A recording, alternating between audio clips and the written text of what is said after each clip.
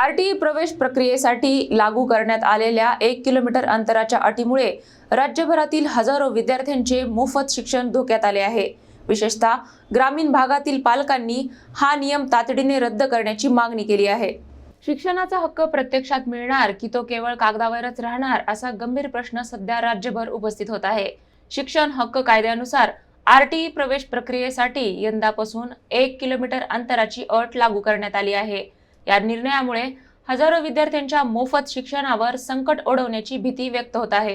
ग्रामीण भागात परिस्थिती अधिक गंभीर असल्याचे चित्र आहे। अनेक पालकांची वस्ती शाळांपासून 3 ते 5 किलोमीटर अंतरावर आहे।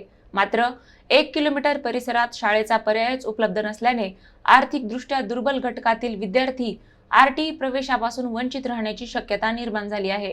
यापूर्वी 1, 2 आणि 3 किलोमीटर अंतरावरील शाळा निवडण्याचा पर्याय उपलब्ध होता, त्यामुळे पालकांना पर्याय मिळत होते। मात्र नव्या नियमामुळे हा पर्याय पूर्णपणे बंद झाला आहे। या निर्णयाविरोधात ग्रामीण तसेच शहरी भागातून नाराजी व्यक्त होत असून सरकारने तातडीने हस्तक्षेप करून 1 किलोमीटर अट रद्द करावी व पूर्वीप्रमाणे अंतरनियम लागू करावा अशी जोरदार मागणी पालकांकडून होत आहे। नमस्कार, मी प्रफुल्ल गवळी।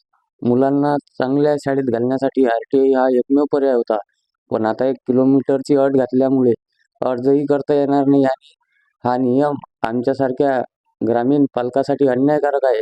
आरटीआयचा उद्देश गरजू आणि वंचित विद्यार्थ्यांना शिक्षणाची संधी देणे हा आहे, पण अशा जाचक अटीमुळे हजारो जागा रिक्त राहतील आणि ग्रामीण विद्यार्थ्यांवर अन्याय होईल। शासनाने तातडीने फेरविचार करावा।